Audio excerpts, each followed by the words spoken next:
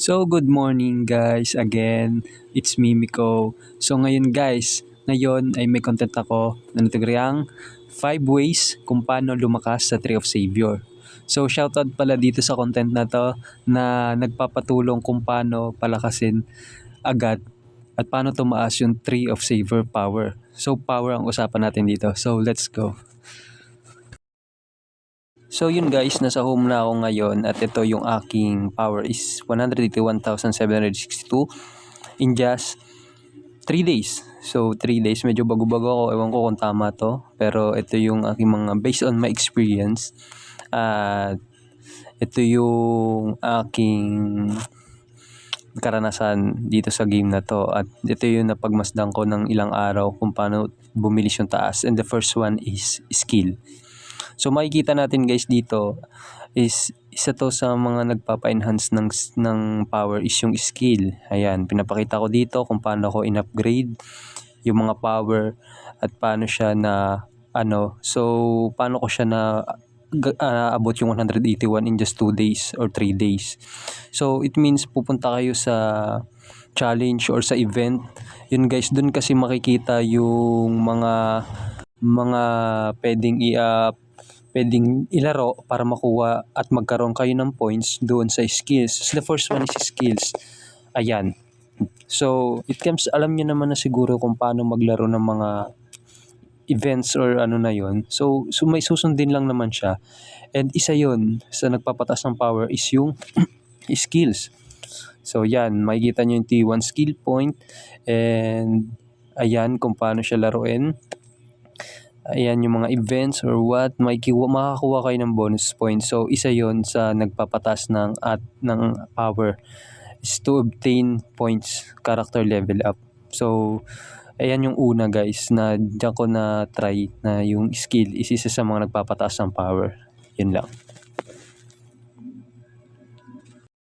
So, yun nga guys, what's up? Ito to. Isa sa mga pangalawa na nagpapalakas ay Catpal. So, ayan. So, makikita nyo dyan is upgraded na yung mga yung mga cuts ko. Ayan, ganito, ganyan. Quick assist lang siya. So, feed. Makikita nyo dyan. Ayan.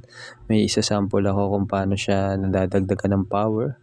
Like ito i-upgrade ko siya. So, makikita nyo, madadagdagan siya ng, diba? Nadadagdagan siya ng power. Isa yun guys sa effective talaga na malaking tulong katulad niyan na isa sa mga nagpapataas. So, paano ba nakukuha yung mga upgrades na yan? So, that's all. Sa events lang siya nakikita guys. So, important talaga yung events or kaya yung challenge. Everyday meron nun. So, yun yung pinaka-importante guys. Yun yung mga pinaka-importante na para tumaas agad yung ating power is yung ma-upgrade nyo itong mga to. Sorry sa boses ko guys, mahina. Pasensya na. Yan, mag-evolve ka lang, ganito ganyan. Napakadali lang yan guys. So, kayang-kaya yan. And yan, ayan yung mga cuts ko.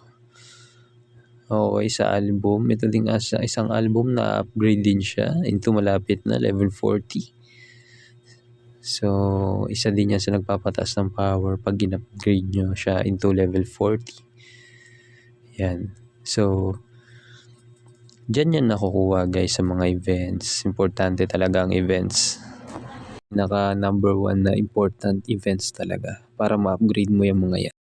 At ang pangatlo guys ay ito. Yung sa yan. Okay. Kung paano tayo mag-stats inherence. So, pag mag-merge tayo, how to merge that. So, pag may mga question kayo or what, mag-comment lang kayo kung paano mag-merge. Yung tamang merge ba. At, ayan, na-upgrade siya. Diba? Nadadagdagan ng power. So, isa to sa mga nagpapabilis ng pataas ng power. So, yung stats inheritance. So guys, kung paano kayo, kung may guide kayo, gagawin ko kayo ng guide, mag-comment lang kayo down below. So yun lang, stats inheritance. Yan, isa sa pinaka-importante yan guys. Tingnan nyo, magdidilaw na, isa na lang, magdidilaw na yung belt. And actually, malapit ko na makuha yun. Sana may magbenta or mag-sell. Ayun. So, yun nga guys. O kung may gusto man magpaturo kung paano maghanap ng kung paano mag-sell or paano magbenta is paturo lang kayo, mag-comment lang kayo down below.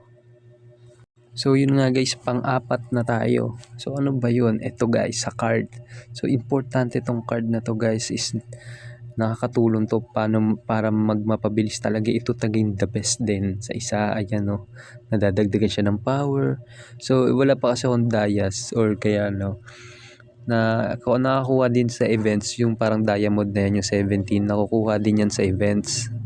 So madali lang yan guys, napakadali lang yan. And ayan, dyan mag-upgrade ka lang pag may magno-notif naman guys eh. So actually ulit-ulit ko lang sinasabi sa inyo na importante ang challenge at events. So dun din yun makukuha guys. So pang-apat yung card. And last na, let's go tayo sa huli. So sa panghuli guys, hulaan nyo kung ano. Dapat kaya nyo hulaan yan. So ang huli is wardrobe. So dito, pag nakaka-obtain ka nyan, is tumataas yung power, yung fashion level. Nakikita nyo sa taas yung fashion level 8. Malaki yung dagdag sa power nyan. Almost 2,000 ang nadadagdag sa power nyan. Or 40 each. 4,000 or 2,000. So nakikita nyo dyan, wala na sa topic yung ginagawa ko. Pero guys, malaking tulong tong wardrobe na to sa pag-upgrade or sa pagtaas ng ating power. So guys, huwag nyo kalimutan mag-subscribe at kung may tulong man tong video na ginawa ko para sa inyo, and just comment down below. Thank you.